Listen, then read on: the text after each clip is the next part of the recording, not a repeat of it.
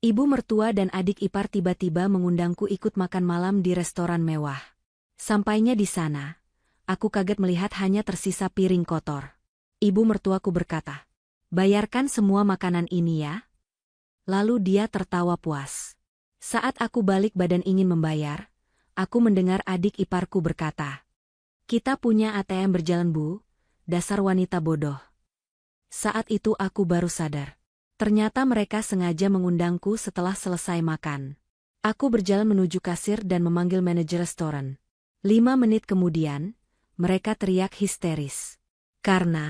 Sebelum ceritanya dimulai, silahkan tulis di kolom komentar dari daerah mana saja teman-teman yang menonton cerita ini. Jangan lupa like dan subscribe agar channel ini bisa semakin berkembang dan bisa mempersembahkan cerita yang lebih menarik lagi. Suasana di dalam butik sore itu terasa begitu sibuk namun tetap terkendali di bawah pengawasan Luna. Wanita berhijab itu sedang meneliti setiap jahitan pada koleksi pakaian terbaru yang akan diluncurkan minggu depan. Sebagai pemilik bisnis yang merintis segalanya dari nol, Luna tidak pernah membiarkan satu detail pun lolos dari matanya. Ia terbiasa bekerja keras, memastikan kualitas kain, membalas puluhan surel dari pemasok, hingga mengatur keuangan perusahaan agar tetap stabil.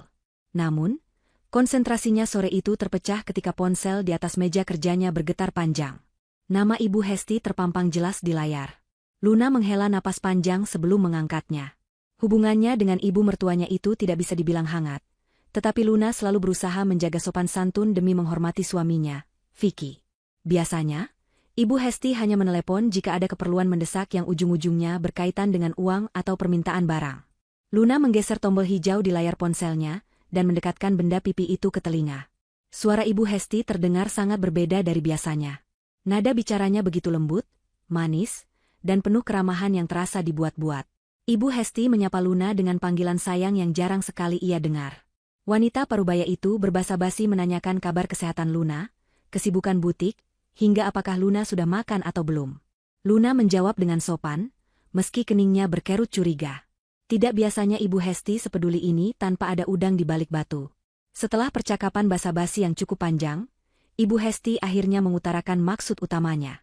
Ia mengatakan bahwa dirinya dan Wafi, adik ipar Luna, ingin mengajak Luna makan malam bersama di sebuah restoran mewah yang baru buka di pusat kota. Ibu Hesti menyebutkan bahwa momen ini adalah upaya untuk mempererat tali silaturahmi yang belakangan terasa renggang karena kesibukan masing-masing. Luna terdiam sejenak mendengar ajakan itu. Ia merasa ada sesuatu yang janggal. Restoran yang disebutkan oleh Ibu Hesti adalah restoran bintang 5 yang terkenal dengan daftar tunggu yang panjang dan harga makanan yang selangit. Bukan tipe tempat yang biasa dikunjungi oleh Ibu Hesti, kecuali jika ada orang lain yang membayarnya. Luna mencoba menolak dengan halus, beralasan bahwa pekerjaannya di butik masih menumpuk dan ia mungkin akan pulang larut malam. Namun, Ibu Hesti tidak menyerah begitu saja. Ia terus membujuk Luna dengan nada memelas, mengatakan bahwa ia sudah lama tidak duduk satu meja dengan menantu kesayangannya. Ia bahkan mengatakan bahwa Wafi sangat merindukan kakak iparnya dan ingin mengobrol banyak hal. Luna yang pada dasarnya berhati lembut mulai merasa tidak enak hati. Apalagi Ibu Hesti membawa-bawa nama keluarga dan keharmonisan rumah tangga. Belum sempat Luna memberikan jawaban pasti, sambungan telepon itu diambil alih oleh suara lain. Vicky ternyata ada di sana bersama ibunya. Suami Luna itu terdengar antusias dan sedikit memohon. Vicky meminta Luna untuk meluangkan waktu sebentar saja, setidaknya 1 atau 2 jam untuk makan malam. Vicky berkata bahwa ibunya sangat ingin menyenangkan hati Luna dan memperbaiki hubungan mereka. Mendengar permohonan suaminya, pertahanan Luna akhirnya runtuh. Ia tidak ingin menjadi istri yang dianggap pembangkang atau pemutus silaturahmi. Dengan berat hati, Luna akhirnya menyetujui ajakan tersebut. Ia berjanji akan datang menyusul ke restoran setelah menyelesaikan beberapa urusan mendesak di butik. Suara sorak girang Ibu Hesti terdengar samar di latar belakang sebelum telepon ditutup. Luna meletakkan ponselnya kembali ke meja, namun perasaan tidak nyaman itu masih mengganjal di dadanya. 1 jam kemudian, Luna bersiap-siap meninggalkan butik. Ia merapikan meja kerjanya dan memastikan semua karyawan sudah mendapatkan instruksi yang jelas untuk pekerjaan esok hari. Saat ia sedang mematut diri di depan cermin, merapikan hijabnya agar terlihat lebih segar setelah seharian bekerja, ponselnya kembali berbunyi. Kali ini bukan panggilan telepon, melainkan sebuah notifikasi pesan singkat dari aplikasi perbankan. Mata Luna membelalak saat membaca isi pesan tersebut. Kartu kredit tambahannya, yang selama ini dipegang oleh Vicky untuk keperluan darurat rumah tangga, baru saja digunakan untuk bertransaksi dalam jumlah yang sangat besar di restoran tempat mereka akan bertemu. Nominal yang tertera mencapai belasan juta rupiah. Jantung Luna berdegup kencang. Ia tahu harga makanan di sana mahal, tapi nominal itu sungguh tidak masuk akal jika hanya untuk pemesanan meja atau uang muka. Luna segera menghubungi Vicky untuk meminta penjelasan. Ia berusaha menekan rasa marahnya dan bertanya dengan tenang. Vicky menjawab telepon dengan suara yang terdengar gugup dan terburu-buru. Saat Luna menanyakan tentang notifikasi transaksi tersebut, Vicky berkilah dengan cepat. Ia mengatakan bahwa pihak restoran meminta deposit besar di muka untuk mengamankan ruang privat yang mereka pesan, karena restoran sedang sangat ramai. Vicky meyakinkan Luna bahwa uang itu nanti akan dipotong dari total tagihan akhir, atau dikembalikan jika ada kelebihan. Penjelasan Vicky terdengar meragukan di telinga Luna. Sebagai seorang pebisnis yang sering menjamu klien, Luna tahu betul prosedur reservasi restoran mewah. Jarang sekali ada restoran yang meminta deposit sebesar itu secara mendadak lewat kartu kredit fisik di lokasi, kecuali pesanan sudah dilakukan. Namun, Vicky terus mendesak Luna untuk tidak memikirkan hal itu dan segera datang karena Ibu Hesti dan Wafi sudah menunggu. Vicky bahkan mengatakan bahwa ia tidak ingin suasana makan malam rusak hanya karena Luna curigaan soal uang. Kata-kata Vicky membuat Luna merasa tersudut. Ia akhirnya memilih untuk tidak memperpanjang perdebatan di telepon. Luna menarik napas dalam-dalam, mencoba menenangkan pikirannya yang berkecamuk. Ia mengambil tas tangannya dan berjalan keluar butik menuju mobil. Sepanjang perjalanan membelah kemacetan kota, pikiran Luna tidak bisa lepas dari notifikasi itu. Hati kecilnya berteriak bahwa ia sedang berjalan masuk ke dalam sebuah perangkap, namun rasa hormatnya pada pernikahan dan harapan bahwa dugaannya salah membuat ia tetap melajukan mobilnya. Ia berharap malam ini benar-benar hanya makan malam keluarga biasa, meski instingnya berkata lain. Luna memegang erat kemudi mobil, bersiap menghadapi apapun yang akan terjadi di sana. Sesampainya di area parkir restoran, Luna melihat mobil Vicky sudah terparkir manis. Mobil itu adalah mobil yang cicilannya dibayar oleh Luna setiap bulan, namun seringkali dipakai oleh Vicky untuk mengantar jemput ibu dan adiknya berjalan-jalan. Luna mematikan mesin mobilnya sendiri dan duduk diam sejenak di dalam kabin yang hening. Ia melihat pantulan wajahnya di kaca spion tengah. Wajah itu terlihat lelah namun menyeratkan ketegasan. Luna berjanji pada dirinya sendiri, jika malam ini Ibu Hesti atau Wafi mencoba memanfaatkannya lagi, ia tidak akan diam saja seperti biasanya. Ia sudah cukup lelah menjadi sapi perah yang hanya diingat ketika mereka butuh uang. Dengan langkah mantap, Luna keluar dari mobil. Udara malam menerpa wajahnya. Ia berjalan menuju pintu masuk restoran yang megah dengan pilar-pilar tinggi dan pencahayaan yang dramatis. Seorang petugas membukakan pintu untuknya dengan ramah. Luna melangkah masuk, tidak menyadari bahwa malam itu akan menjadi titik balik terbesar dalam hidupnya menghadapi keluarga suaminya. Restoran itu memang luar biasa mewah. Lantainya terbuat dari marmer yang mengkilap, memantulkan cahaya dari lampu gantung kristal raksasa yang menggantung di tengah ruangan.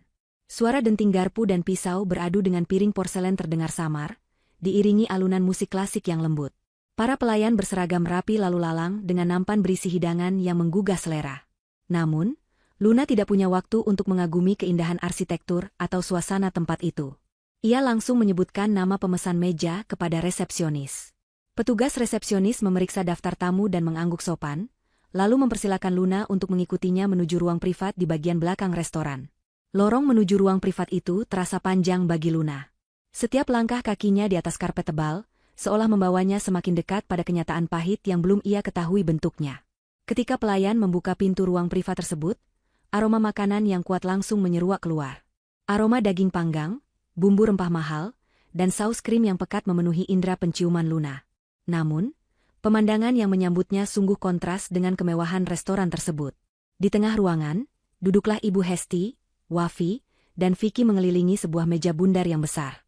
Mereka terlihat bersandar di kursi masing-masing dengan wajah kekenyangan dan puas. Posisi duduk mereka santai, bahkan Wafi terlihat sedikit mengangkat kakinya yang terbalut sepatu hak tinggi. Vicky tampak sedang mengelap mulutnya dengan serbet kain, sementara Ibu Hesti sibuk membersihkan sela giginya. Yang membuat darah Luna berdesir bukanlah sikap santai mereka, melainkan apa yang ada di atas meja. Meja itu penuh sesak, namun bukan dengan makanan yang siap disantap.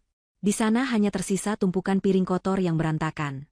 Tulang-tulang sisa potongan daging premium berserakan di atas piring, kulit lobster yang sudah kosong tergeletak begitu saja, mangkuk-mangkuk sup yang sudah kering, dan gelas-gelas tinggi bekas minuman mahal yang hanya menyisakan es batu yang mencair. Tidak ada satupun piring bersih yang tersedia untuk Luna. Tidak ada satupun porsi makanan yang disisakan untuknya. Pemandangan itu lebih mirip sisa pesta pora yang brutal daripada sebuah jamuan makan malam keluarga yang hangat. Luna berdiri terpaku di ambang pintu, matanya menyapu seluruh kekacauan di atas meja itu dengan tatapan tidak percaya. Ibu Hesti yang menyadari kehadiran Luna segera mengubah ekspresinya. Ia memasang senyum lebar yang terlihat sangat dipaksakan dan manis. Tanpa rasa bersalah sedikitpun, Ibu Hesti menyapa Luna dengan suara lantang. Ia mengatakan bahwa Luna datang terlalu lama, sehingga mereka tidak tahan menahan lapar dan memutuskan untuk makan lebih dulu. Ibu Hesti beralasan bahwa Wafi memiliki masalah lambung jika telat makan, sebuah alasan klise yang sudah sering Luna dengar. Vicky yang duduk di sebelah ibunya tampak sedikit salah tingkah. Ia tidak berani menatap mata Luna secara langsung dan pura-pura sibuk, membetulkan letak gelas kosong di depannya. Wafi, di sisi lain, menatap Luna dengan tatapan meremehkan dari ujung kepala hingga ujung kaki, seolah menilai penampilan Luna yang baru pulang kerja. Luna melangkah masuk perlahan, berusaha menguasai emosinya yang mulai meledak. Ia menarik kursi kosong yang tersisa di sudut meja, satu-satunya tempat yang belum dipenuhi sampah makanan mereka.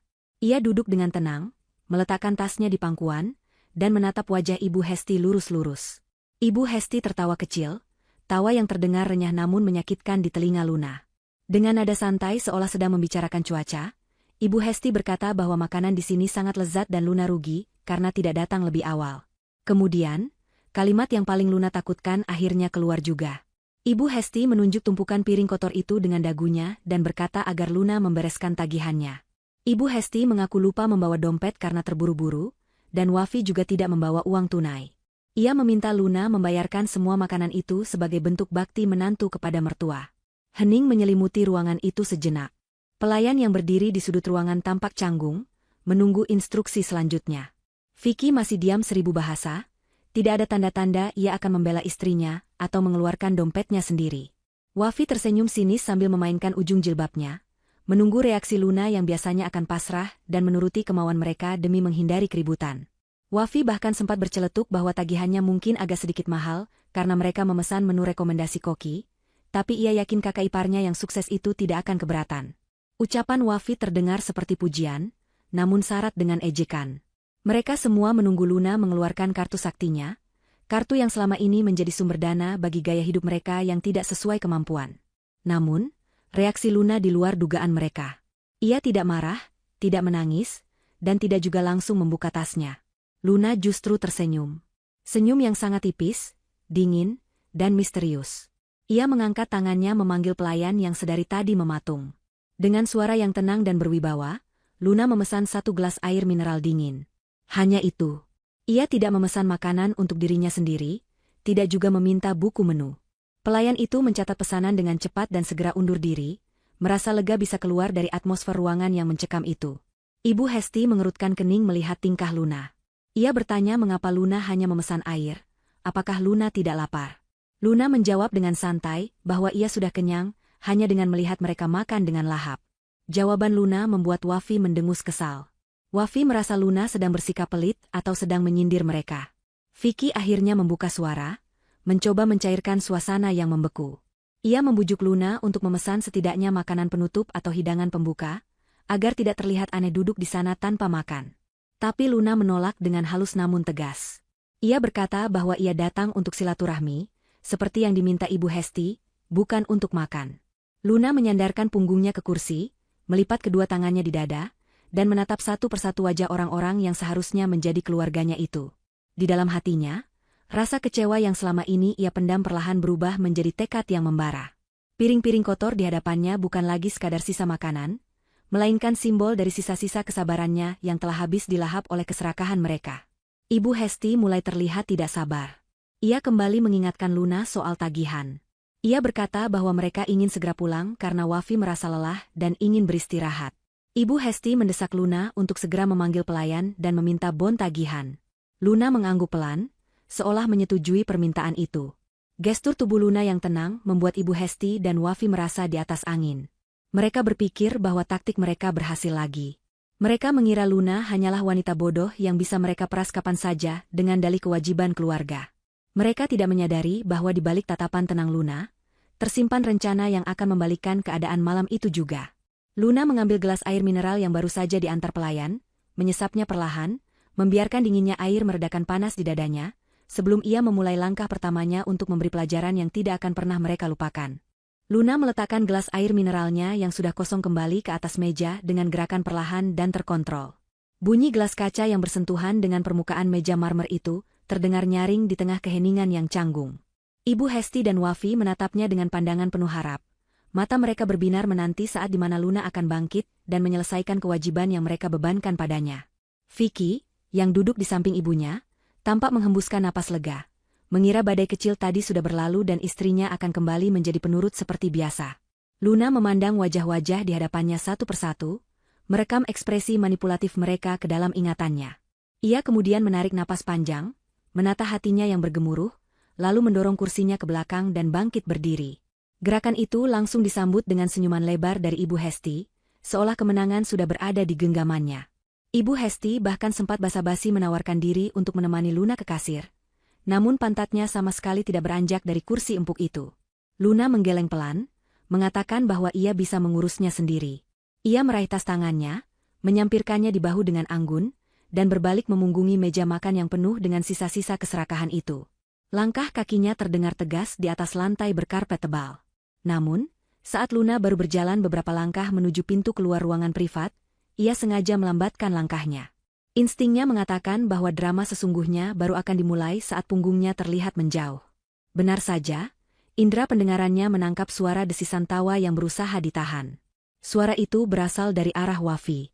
Luna menajamkan telinganya, berpura-pura sedang mengecek ponselnya sebentar sambil tetap berdiri membelakangi mereka di dekat ambang pintu yang sedikit terbuka. Suara Wafi terdengar berbisik, namun nadanya cukup keras dan tajam. Sengaja dilontarkan agar terdengar oleh ibunya namun dikira tidak akan sampai ke telinga Luna. Wafi berkata dengan nada mengejek yang sangat kental, menyebut Luna sebagai wanita yang sangat mudah dikelabui. Wafi mencondongkan tubuhnya ke arah Ibu Hesti, dan mengatakan kalimat yang membuat darah Luna mendidih seketika. Ia berkata bahwa mereka sangat beruntung memiliki mesin anjungan tunai mandiri yang bisa berjalan dan bernapas. Wafi menyebut Luna sebagai wanita bodoh yang hanya diam saja, meski diperlakukan semena-mena. Dengan nada penuh kemenangan, Wafi menambahkan bahwa uang bulanan yang seharusnya ia gunakan untuk makan kini aman, dan bisa ia pakai untuk membeli tas baru impiannya besok pagi, karena malam ini ada orang bodoh yang membayarkan makan malam mahalnya. Ibu Hesti menanggapi bisikan itu dengan kekahan kecil, mengiyakan ucapan putrinya sambil memuji kecerdikan mereka berdua dalam memanfaatkan situasi. Hati Luna serasa diremas kuat mendengar pengakuan jujur yang menyakitkan itu. Selama ini ia hanya menduga-duga, namun malam ini ia mendengar langsung betapa rendahnya harga dirinya di mata keluarga suaminya. Mereka tidak menganggapnya sebagai keluarga, melainkan hanya sebagai sumber dana yang bisa diperah kapan saja. Tangan Luna yang memegang ponsel gemetar menahan amarah. Namun, alih-alih berbalik dan melabrak mereka saat itu juga, Luna melakukan sesuatu yang jauh lebih cerdas. Jarinya dengan cepat menekan tombol berhenti pada aplikasi perekam suara, yang memang sudah ia nyalakan sejak ia melangkah masuk ke ruangan itu tadi. Luna memastikan rekaman berdurasi pendek namun mematikan itu tersimpan aman di memori ponselnya. Bukti itu adalah senjata yang akan ia gunakan nanti, bukan sekarang. Luna menarik napas dalam-dalam, berusaha mengembalikan ekspresi wajahnya menjadi datar. Ia tidak boleh terlihat emosi. Ia harus bermain cantik. Alih-alih berjalan lurus menuju meja kasir yang berada di lobi depan, Luna membelokkan langkahnya menuju lorong yang mengarah ke toilet wanita. Ia butuh waktu beberapa menit untuk menyusun rencana serangan balik. Di dalam toilet yang sepi dan mewah itu, Luna menatap pantulan dirinya di cermin besar. Ia melihat sosok wanita berhijab yang selama ini terlalu sabar, terlalu mengalah, dan terlalu naif. Malam ini, sosok itu harus mati dan digantikan oleh wanita yang tahu harga dirinya. Luna mencuci tangannya di wastafel marmer, merasakan dinginnya air membasuh kulitnya, memberikan ketenangan yang ia butuhkan. Sambil mengeringkan tangannya dengan tisu tebal, Luna mengeluarkan ponselnya lagi. Ia mencari sebuah nama di daftar kontaknya. Nama itu adalah pemilik restoran tempat ia berada sekarang, yang kebetulan adalah salah satu klien setiap butiknya dan rekan bisnis yang cukup dekat. Luna menekan tombol panggil dan menunggu nada sambung. Ketika suara di seberang menjawab, Luna langsung berbicara dengan nada profesional namun mendesak. Ia menjelaskan situasinya secara singkat dan padat. Ia tidak meminta diskon atau perlakuan khusus, melainkan meminta kerjasama untuk sebuah skenario kecil.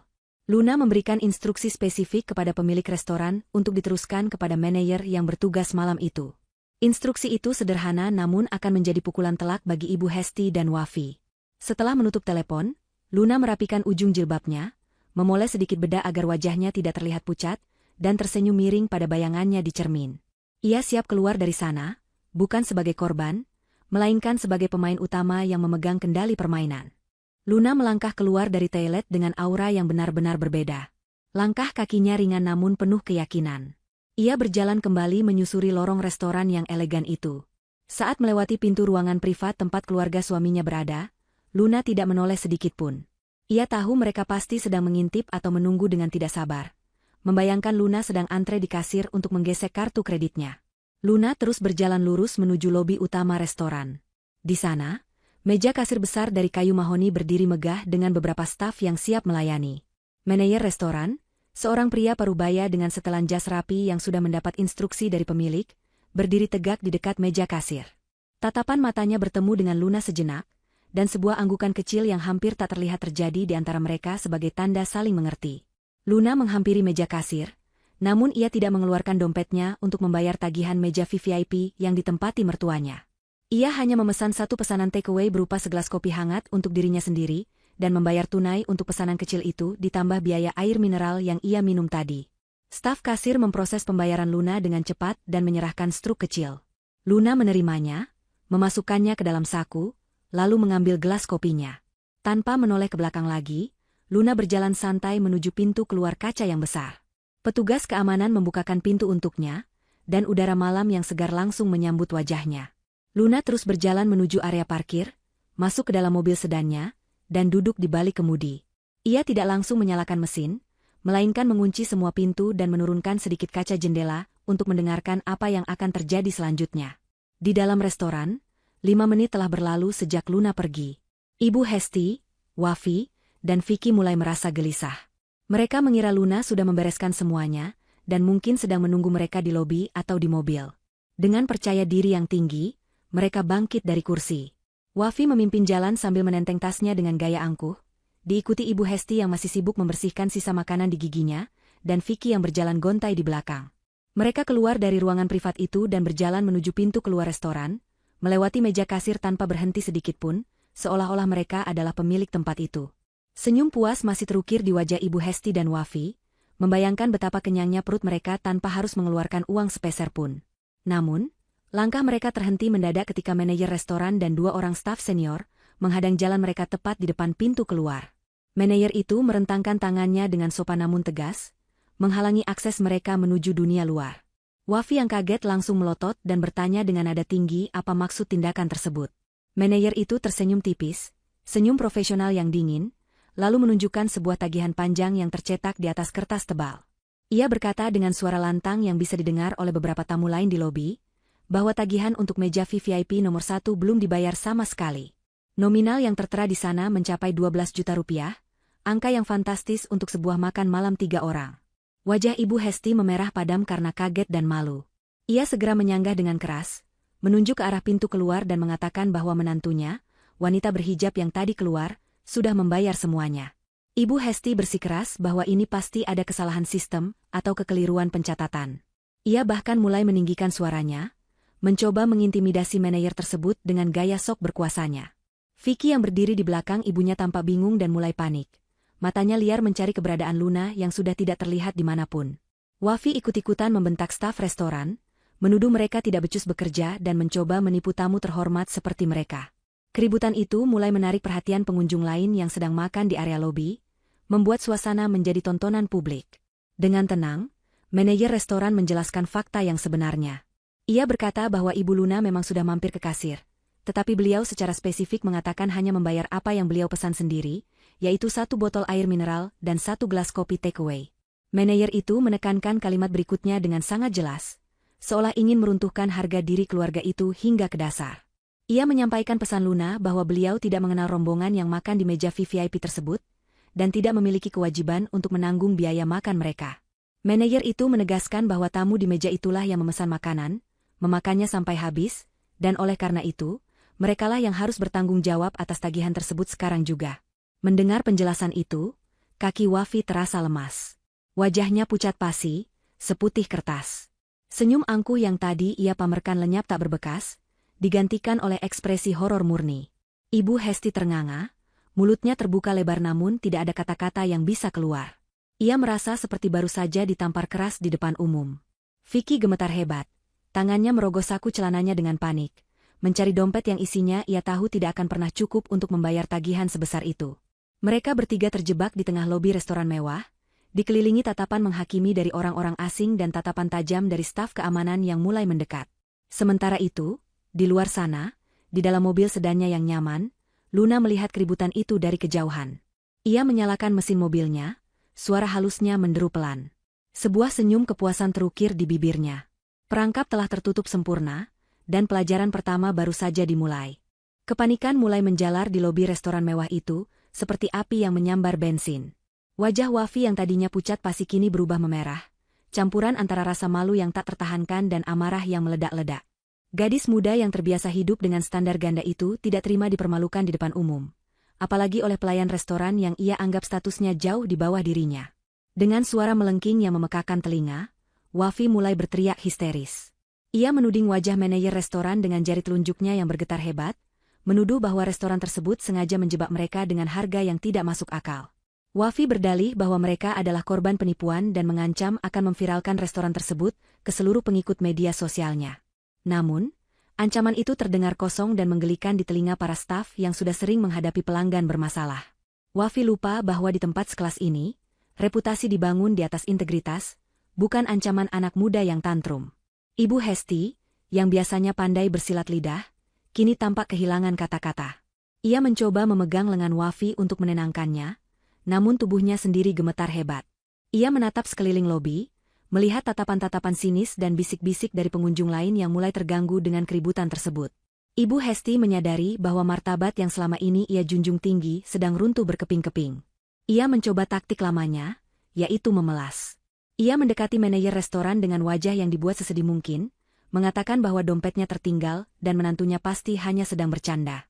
Ia memohon agar diberi waktu untuk menelepon Luna. Namun, manajer itu tetap bergeming.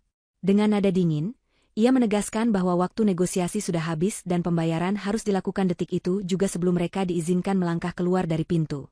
Vicky, yang sejak tadi hanya diam seperti patung, akhirnya dipaksa bertindak oleh keadaan.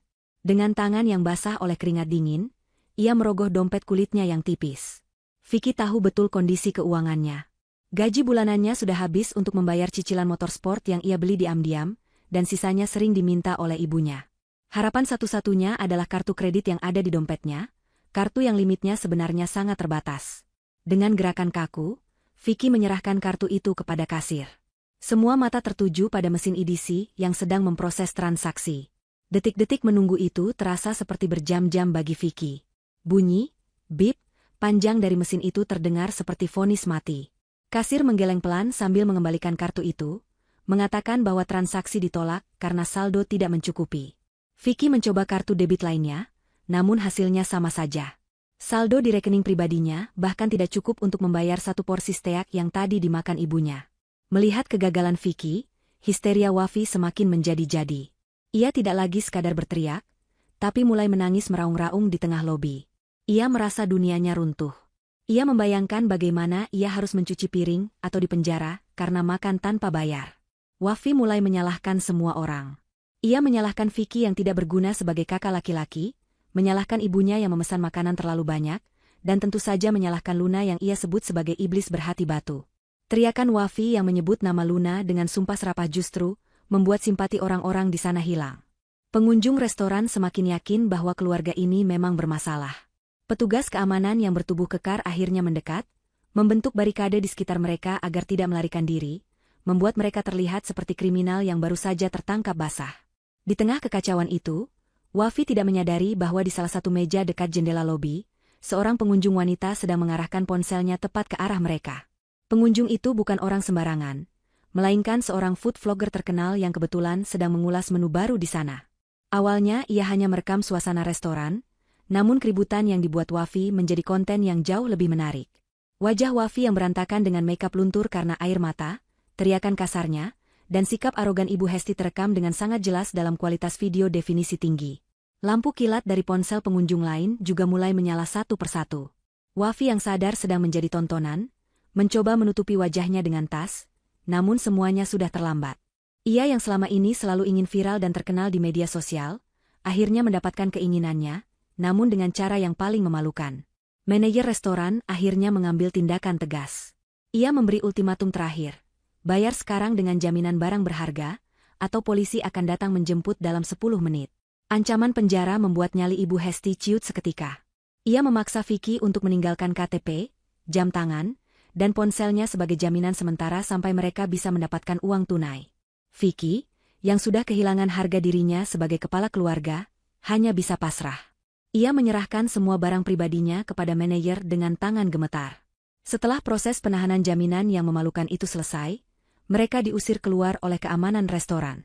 Mereka berjalan menuju parkiran dengan langkah terseret, diiringi tatapan mencemooh dari para pelayan dan tamu.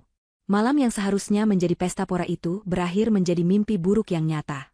Di luar, angin malam terasa menusuk tulang, namun tidak sedingin tatapan Vicky yang kini dipenuhi rasa takut membayangkan apa yang akan terjadi selanjutnya saat ia harus menghadapi Luna. Perjalanan pulang ke rumah terasa sangat mencekam. Vicky menyetir mobil ibunya dengan pikiran yang kalut, sementara Ibu Hesti dan Wafi duduk di kursi belakang sambil terus mengomel dan menangis. Sepanjang jalan, Ibu Hesti terus memprovokasi Vicky. Ia mengatakan bahwa Luna sudah keterlaluan, durhaka, dan tidak pantas menjadi istri. Ia menuntut Vicky untuk memberi pelajaran keras pada Luna begitu sampai di rumah. Wafi juga tidak mau kalah. Ia terus merengek tentang betapa malunya ia tadi dan bagaimana Luna harus membayar ganti rugi atas trauma mental yang ia alami. Vicky hanya diam, mencengkeram setir hingga buku-buku jarinya memutih. Di dalam hatinya, amarah kepada Luna mulai memuncak, dipicu oleh rasa malu yang tak tertahankan dan hasutan ibunya yang tiada henti. Ia merasa Luna telah menginjak-injak harga dirinya sebagai suami, dan mempermainkan keluarganya dengan kejam. Begitu mobil berhenti di depan pagar rumah, Vicky langsung melompat turun dan bergegas masuk dengan langkah lebar. Pintu depan tidak terkunci. Di ruang tamu yang luas dan tertata rapi, Luna duduk tenang di sofa tunggal sambil membaca sebuah majalah bisnis. Penampilannya masih sama seperti saat di restoran tadi, rapi dan anggun, seolah tidak terjadi apa-apa. Ketenangan Luna itu justru menyiram bensin ke dalam api kemarahan Vicky. Tanpa melepas sepatu, Vicky langsung membentak Luna dengan suara menggelegar. Ia menuduh Luna sebagai istri yang tidak tahu diuntung, tega mempermalukan suami dan mertua di depan umum, serta menyebut Luna sebagai wanita yang tidak punya hati nurani. Suara Vicky menggema di seluruh ruangan, memecah keheningan malam.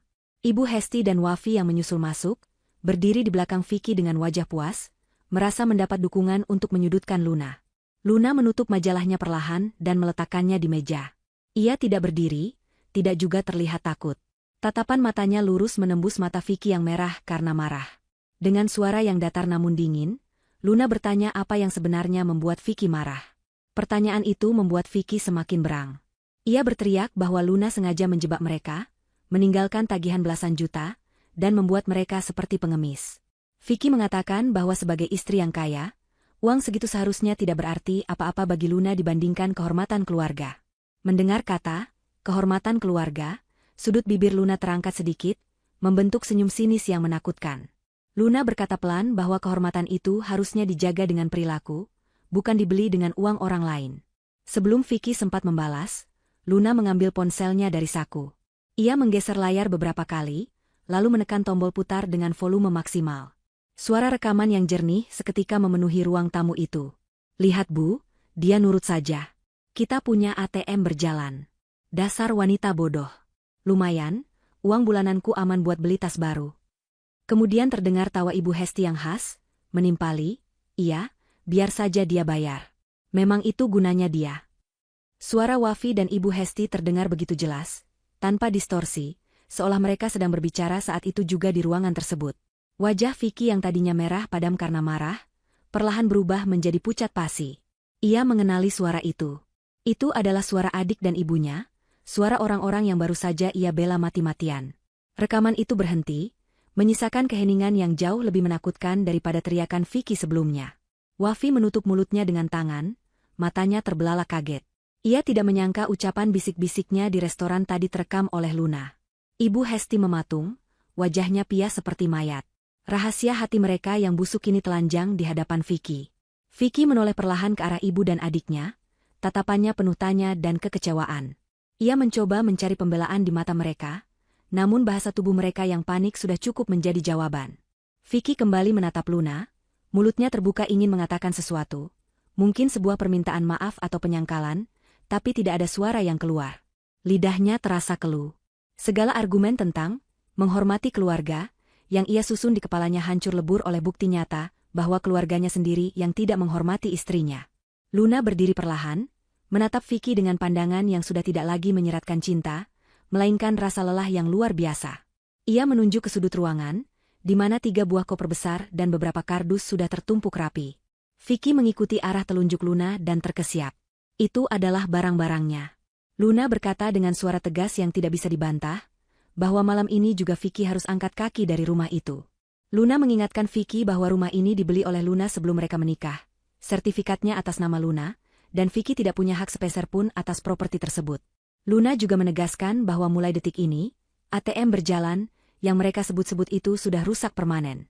Tidak ada lagi uang bulanan untuk mertua, tidak ada lagi jajan untuk Wafi, dan tidak ada lagi bantuan pelunasan kartu kredit Vicky. Vicky mencoba memohon, ia berlutut di depan Luna dan memegang ujung gamis istrinya. Ia berkata bahwa itu hanya salah paham, bahwa ibunya dan Wafi hanya bercanda. Vicky menggunakan alasan klise bahwa suami istri harus saling memaafkan. Namun, Luna menepis tangan Vicky dengan kasar. Hatinya sudah tertutup rapat. Luna berkata bahwa ia bisa memaafkan kesalahan, tapi ia tidak bisa mentolerir penghinaan dan pengkhianatan. Luna memberi waktu 10 menit bagi mereka untuk mengangkut barang-barang itu keluar dari rumahnya, atau ia akan memanggil satpam komplek untuk menyeret mereka keluar seperti sampah. Ibu Hesti yang menyadari situasi sudah tidak bisa diselamatkan, mulai menangis meraung-raung, mengutuk Luna sebagai wanita jahat. Namun teriakan itu tidak lagi mempan. Luna berjalan naik ke lantai 2, masuk ke kamarnya, dan mengunci pintu. Meninggalkan Vicky, Ibu Hesti, dan Wafi di ruang tamu yang dingin, bersama tumpukan koper yang menjadi saksi bisu berakhirnya kenyamanan hidup parasit yang selama ini mereka nikmati. Malam itu menjadi malam terpanjang yang pernah dirasakan oleh Vicky, Ibu Hesti, dan Wafi. Setelah diusir secara memalukan dari rumah mewah Luna, mereka tidak memiliki tujuan yang jelas. Vicky, dengan sisa uang tunai yang sangat terbatas di dompetnya, terpaksa membawa ibu dan adiknya ke sebuah penginapan murah di pinggiran kota. Kamar yang mereka sewa sangat jauh dari kata layak jika dibandingkan dengan kamar tamu di rumah Luna yang biasa mereka tempati. Dindingnya berjamur dengan cat yang mengelupas, kasurnya keras dan berbau apek, serta suara bising kendaraan dari jalan raya terdengar jelas menembus jendela kaca yang tipis. Tidak ada pendingin ruangan yang sejuk, hanya sebuah kipas angin tua yang berputar lambat dengan suara berdecit yang menyayat hati. Mereka bertiga duduk berdesakan di tepi kasur sempit itu dengan tatapan kosong, dikelilingi oleh koper-koper yang menjadi saksi bisu kejatuhan status sosial mereka dalam waktu 1 malam. Ibu Hesti tidak henti-hentinya mengeluh tentang betapa panasnya ruangan itu dan betapa pegal punggungnya, sementara Wafi terus menangis sambil memeluk ponselnya, berharap ada keajaiban yang bisa memutar balik waktu. Vicky hanya bisa duduk diam di sudut ruangan, memijat pelipisnya yang berdenyut kencang, mencoba mencerna bagaimana hidupnya bisa hancur berantakan hanya dalam hitungan jam. Bayangan wajah dingin Luna saat mengusir mereka terus menghantui pikirannya, bercampur dengan rasa sesal dan amarah yang tidak tersalurkan. Matahari pagi yang menyelinap masuk melalui celah gorden kumal tidak membawa harapan baru, melainkan awal dari mimpi buruk yang sesungguhnya. Wafi terbangun dengan mata bengkak dan kepala yang pening. Kebiasaan pertamanya setiap bangun tidur adalah mengecek media sosial, berharap mendapatkan validasi atau hiburan. Namun, begitu ia menyalakan data selulernya, ponselnya langsung bergetar hebat tanpa henti. Notifikasi masuk bertubi-tubi seperti air bah yang menjebol bendungan. Ribuan mention, komentar, dan pesan pribadi membanjiri akun Instagram dan TikTok miliknya.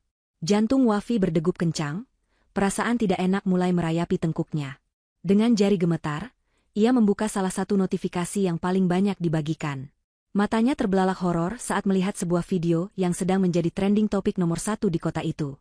Video itu berdurasi 3 menit, menampilkan adegan dirinya yang sedang berteriak histeris di lobi restoran mewah semalam. Judul videonya sangat provokatif.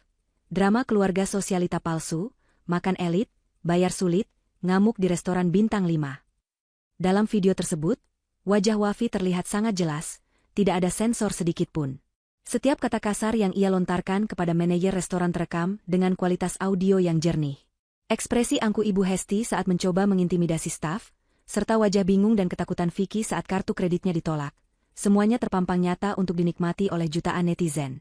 Yang lebih parah, video itu diedit dengan tambahan teks-teks lucu yang menyindir perilaku mereka, membuat video itu semakin cepat menyebar sebagai bahan lelucon.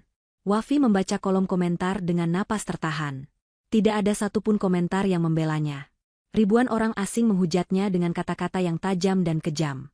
Mereka mengomentari pakaian Wafi yang ternyata barang tiruan, mengejek riasan wajahnya yang luntur, hingga menjuluki mereka sebagai keluarga parasit.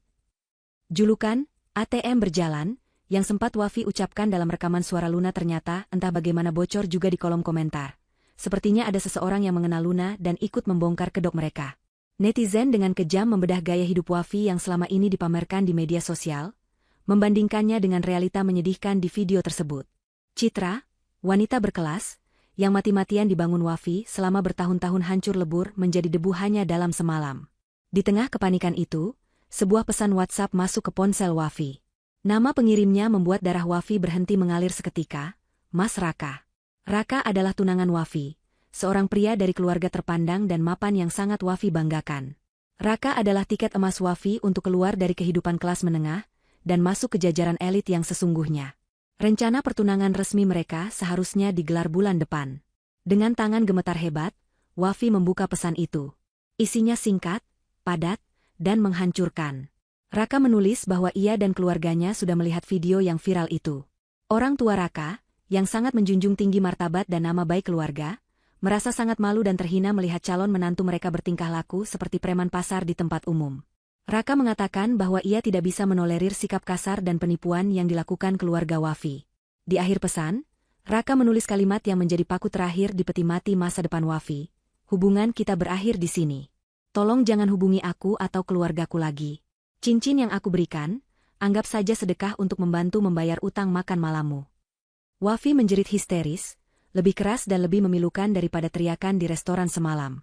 Ia melempar ponselnya ke kasur dan mulai memukuli bantal dengan membabi buta. Ibu Hesti yang baru keluar dari kamar mandi sempit dengan handuk melilit di kepala kaget, setengah mati melihat tingkah putrinya. Ia segera memeluk Wafi, berusaha menenangkannya. Di sela-sela tangisannya, Wafi menceritakan tentang pesan Raka. Mendengar itu, Ibu Hesti lemas dan jatuh terduduk di lantai. Harapan terbesarnya untuk memiliki menantu kaya raya dan hidup nyaman di masa tua kini lenyap begitu saja. Raka adalah investasi masa depan Ibu Hesti, dan kini investasi itu bangkrut total. Ibu Hesti mulai menangis, meratapi nasib buruk yang menimpa mereka, tanpa sedikitpun menyadari bahwa semua ini adalah buah dari benih keserakahan yang ia tanam sendiri. Vicky yang menyaksikan adegan itu, hanya bisa menatap nanar keluar jendela. Ia merasa tidak berdaya, tidak mampu memperbaiki keadaan, dan yang paling menyakitkan, ia sadar bahwa ia telah kehilangan istri sebaik Luna demi membela keluarga yang kini hancur berantakan ini. Namun, Wafi yang keras kepala tidak mau menyerah begitu saja.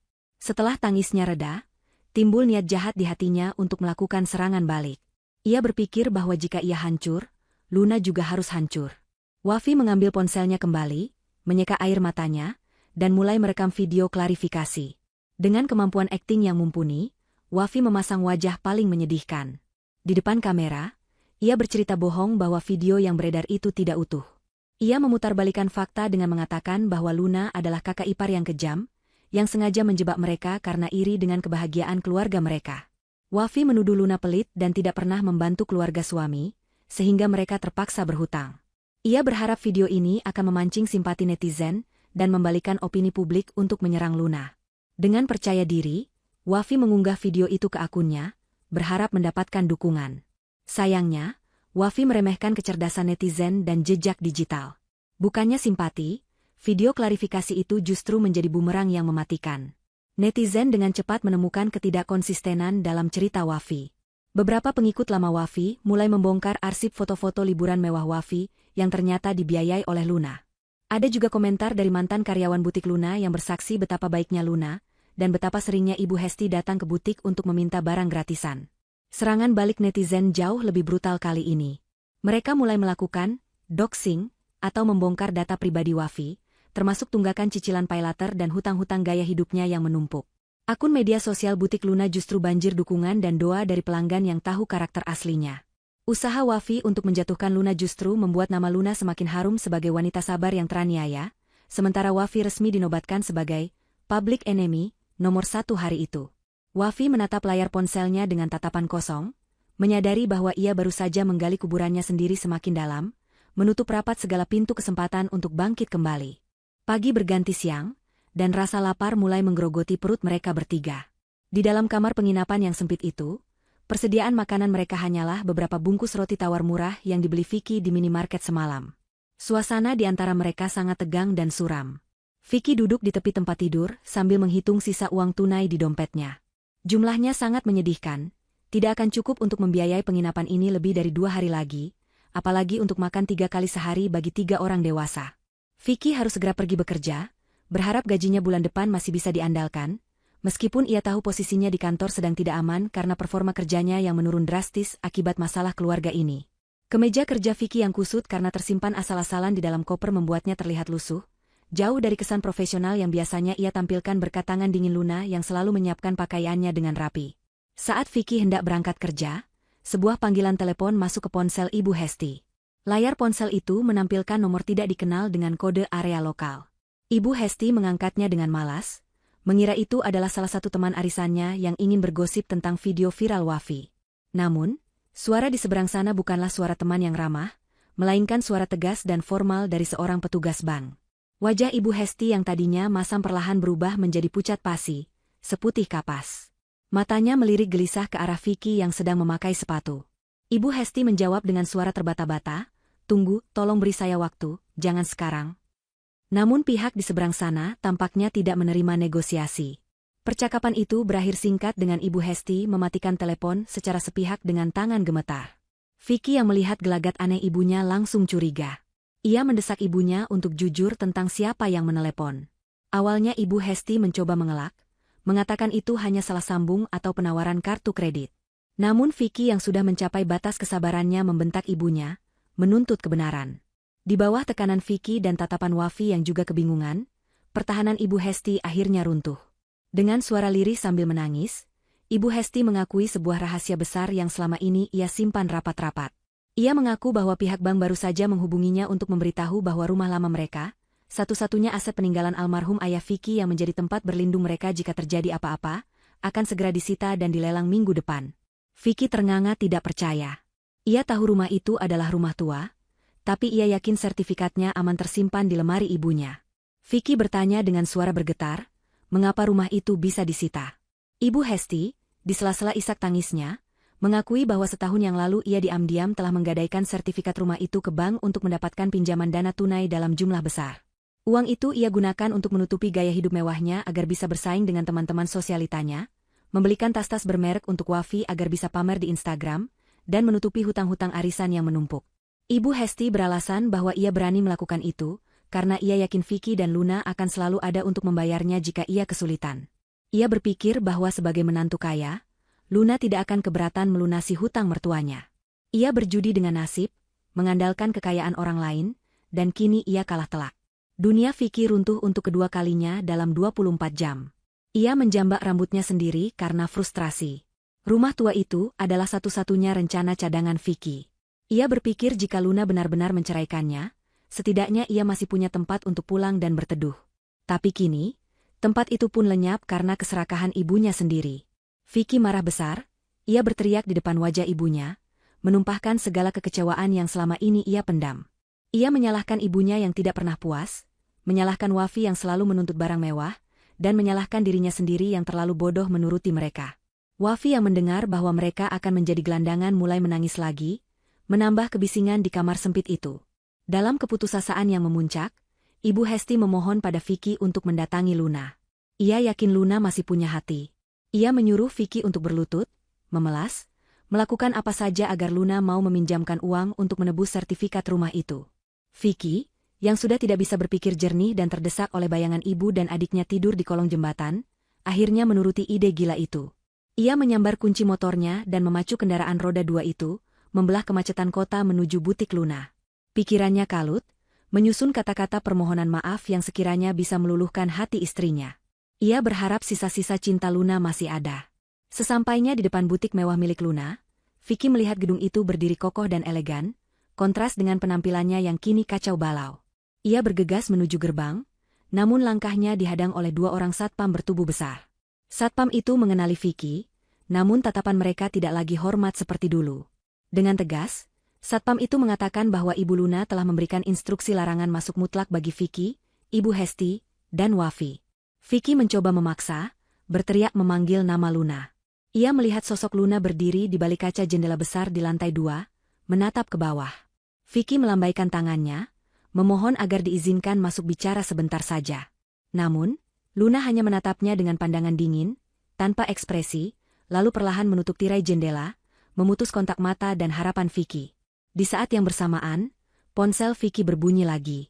Kali ini dari nomor kantornya, namun ia abaikan. Beberapa detik kemudian, sebuah pesan masuk dari Luna. Pesan itu singkat namun mematikan.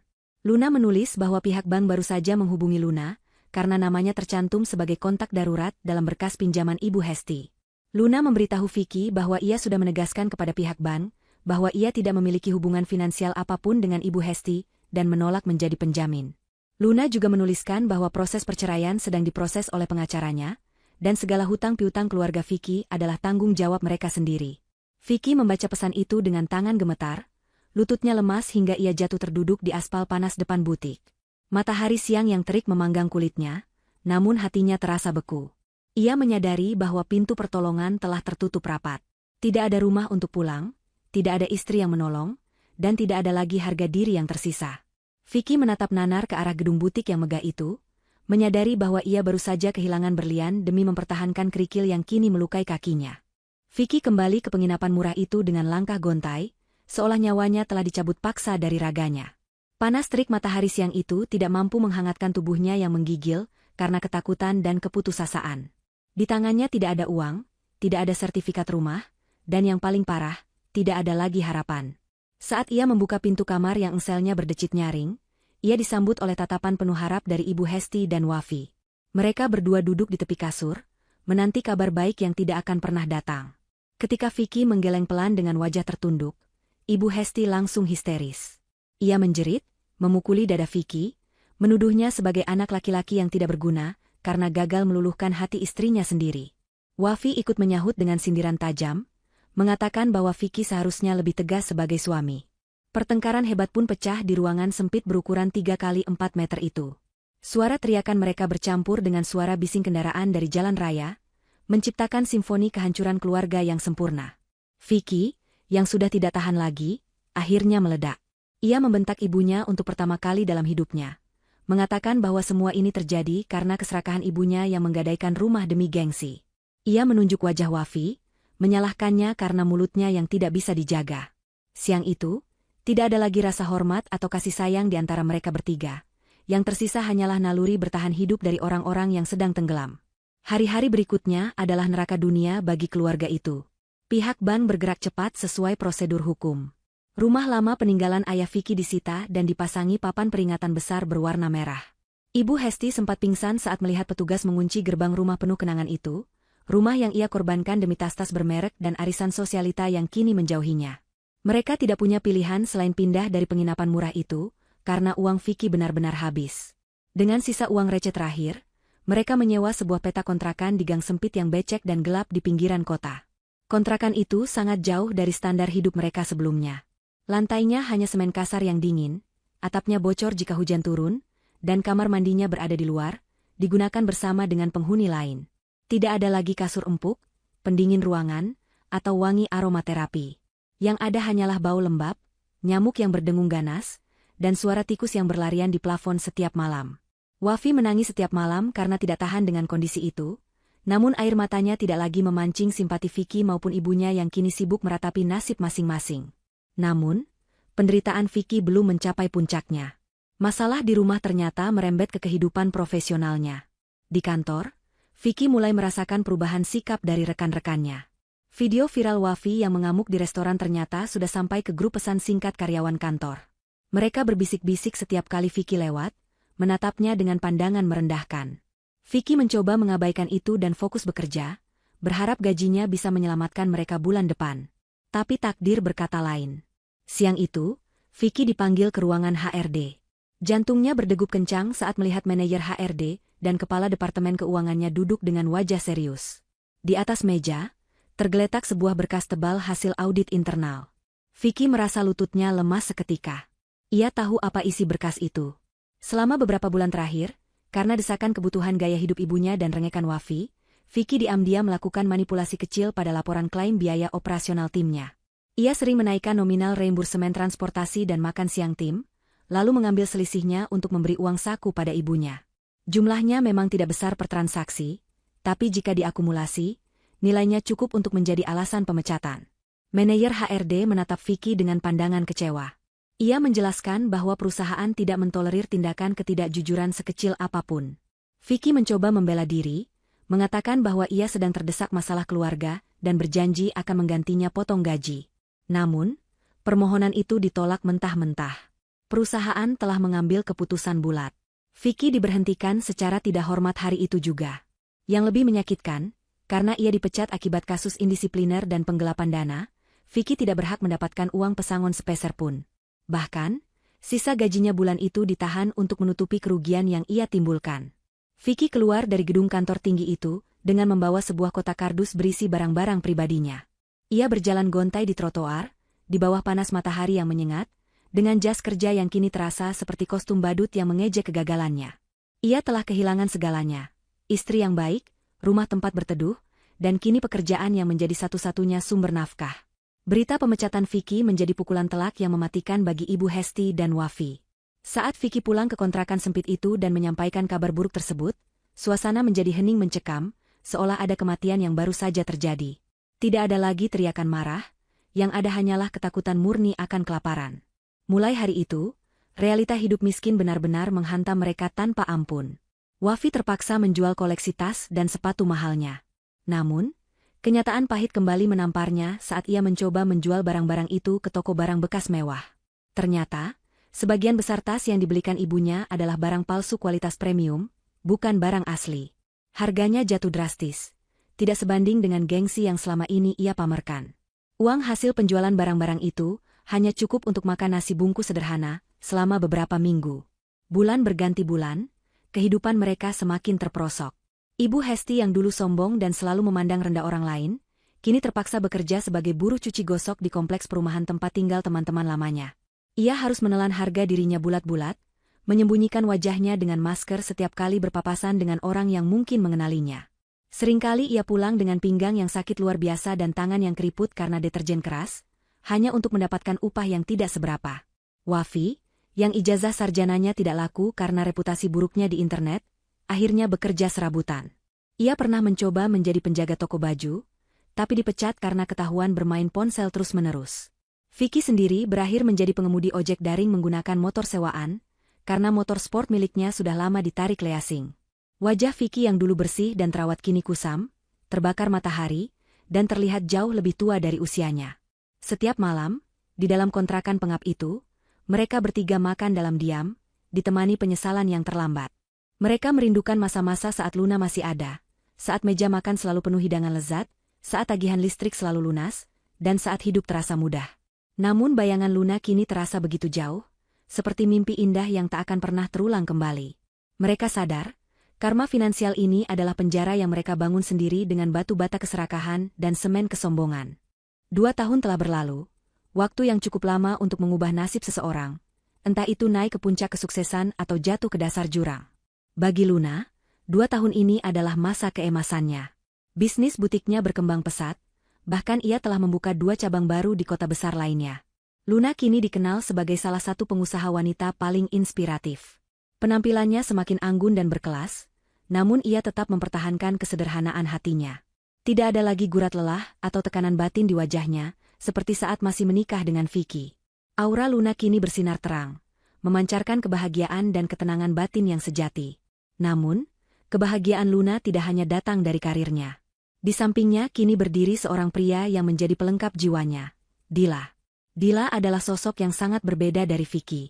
Ia adalah seorang pria matang, mapan, dan memiliki pemahaman agama yang baik. Dila mencintai Luna bukan karena hartanya, melainkan karena karakter dan ketangguhan Luna. Dila memperlakukan Luna selayaknya ratu, selalu meminta pendapat Luna dalam setiap keputusan, dan tidak pernah membiarkan Luna merasa sendirian. Malam ini adalah hari ulang tahun pernikahan mereka yang pertama. Untuk merayakannya, Dila mengajak Luna makan malam di restoran yang sama tempat tragedi 2 tahun lalu terjadi. Awalnya Luna ragu, takut kenangan buruk kembali muncul. Namun Dila menggenggam tangannya erat, meyakinkan Luna bahwa malam ini mereka akan menimpa kenangan buruk itu dengan kenangan baru yang jauh lebih indah. Luna setuju. Ia merasa sudah berdamai dengan masa lalunya dan siap melangkah masuk ke tempat itu dengan kepala tegak. Mobil sedan mewah berwarna hitam mengkilap milik Dila berhenti perlahan di lobi restoran. Seorang petugas valet bergegas mendekat untuk membukakan pintu. Petugas valet itu mengenakan seragam merah marun yang sedikit kebesaran, wajahnya tertunduk lesu, dan kulitnya tampak gelap terbakar matahari. Saat petugas itu membungkuk hormat dan menerima kunci mobil dari Dila, matanya tidak sengaja bertatapan dengan Luna yang baru saja turun dari kursi penumpang. Tubuh petugas valet itu membeku seketika. Tangannya gemetar hebat hingga hampir menjatuhkan kunci mobil mahal itu. Petugas itu adalah Vicky. Luna tertegun sejenak. Ia hampir tidak mengenali mantan suaminya itu. Vicky terlihat sangat kurus. Matanya cekung dengan lingkaran hitam yang tebal, dan rambutnya mulai memutih di beberapa bagian meski usianya masih muda. Ada rasa iba yang menyelinap di hati Luna, namun rasa itu segera ia tepis. Ia melihat Vicky menundukkan kepalanya dalam-dalam, berusaha menyembunyikan wajahnya karena rasa malu yang teramat sangat. Vicky tidak berani menatap mata Luna, apalagi melihat sosok Dila yang gagah berdiri di samping Luna, melindungi wanita itu. Luna tidak menyapa Vicky. Ia hanya memberikan anggukan kecil, tanda bahwa ia melihat keberadaan Vicky namun tidak ingin membuka percakapan. Luna lalu menggandeng lengan Dila dan berjalan masuk ke dalam restoran, meninggalkan Vicky yang mematung di luar bersama penyesalan yang meremukkan dadanya. Vicky hanya bisa menatap punggung Luna yang menjauh, menyadari betapa bodohnya ia telah melepaskan wanita sebaik itu demi ego keluarganya. Di dalam restoran, suasana masih sama mewahnya seperti dulu. Lampu kristal, musik klasik, dan aroma makanan lezat. Luna dan Dila diantar ke meja terbaik di dekat jendela. Mereka memesan makanan dengan suasana hati yang gembira, tertawa membicarakan rencana liburan mereka bulan depan. Saat makanan pembuka datang, seorang pelayan wanita dengan langkah gontai meletakkan piring di atas meja mereka. Pelayan itu tidak berani mengangkat wajahnya. Tangannya kasar dan kukunya pendek tanpa hiasan kuteks. Saat ia meletakkan gelas jus pesanan Dila, tangannya menyenggol sendok hingga jatuh berdenting. Pelayan itu panik dan bergumam minta maaf berkali-kali dengan suara yang bergetar. "Tidak apa-apa, Mbak. Hati-hati saja," ujar Luna lembut. Suara lembut Luna membuat pelayan itu tersentak. Perlahan, pelayan itu mengangkat wajahnya. Itu adalah Wafi. Wajah sombong yang dulu selalu menghiasi media sosial kini hilang tak berbekas. Wajah Wafi tampak lelah, tanpa make-up, dan terlihat jauh lebih tua dari usianya. Ada bekas luka kecil di pipinya, mungkin akibat kecelakaan kerja atau kerasnya kehidupan. Mata Wafi membelalak kaget melihat siapa tamu yang ia layani. Mulutnya terbuka sedikit, ingin memanggil nama Luna, tapi suaranya tercekat di tenggorokan. Rasa malu yang luar biasa menghantam Wafi seperti ombak besar. Ia teringat betapa dulu ia menghina Luna di tempat ini, menyebutnya wanita bodoh dan ATM berjalan. Kini, roda kehidupan telah berputar 180 derajat. Luna duduk sebagai ratu yang dilayani, sementara Wafi berdiri sebagai pelayan yang harus menunduk. Luna menatap Wafi dengan tatapan tenang, tanpa dendam, tanpa ejekan. Tatapan itu justru lebih menyakitkan bagi Wafi daripada amarah. Tatapan itu adalah tatapan seseorang yang sudah benar-benar tidak peduli lagi. Luna tidak melihat Wafi sebagai musuh, melainkan hanya sebagai orang asing yang lewat dalam hidupnya. Wafi, dengan air mata yang mulai menggenang di pelupuk matanya, segera membungkuk kaku dan buru-buru mundur ke belakang, kembali ke dapur untuk menyembunyikan tangisnya. Di sudut dapur, dekat tempat pencucian piring, terlihat seorang wanita tua dengan rambut beruban yang acak-acakan sedang mengelap piring basah. Itu adalah Ibu Hesti, yang ternyata bekerja di bagian belakang restoran itu karena tidak ada tempat lain yang mau menerimanya. Ibu Hesti melihat Wafi berlari masuk sambil menangis, lalu mengintip dari celah pintu dapur. Saat melihat Luna tertawa bahagia bersama suaminya di meja VVIP, Ibu Hesti merosot ke lantai. Dadanya sesak oleh penyesalan. Ia menyadari bahwa ia telah membuang berlian demi mengejar batu kali yang tidak berharga. Makan malam itu berakhir dengan indah bagi Luna dan Dila. Saat hendak pulang, Luna meminta Dila menunggu sebentar. Ia mengeluarkan selembar uang pecahan besar dari dompetnya, dan menuliskan sesuatu di balik struk pembayaran.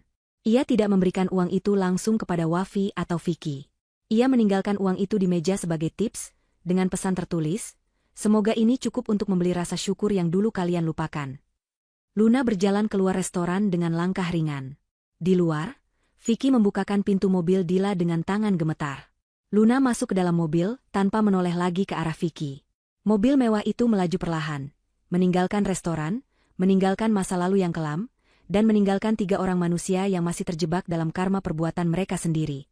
Luna tersenyum menatap jalanan di depan, siap menyongsong masa depan yang cerah, karena ia tahu ia telah memenangkan pertarungan itu tanpa perlu mengotori tangannya.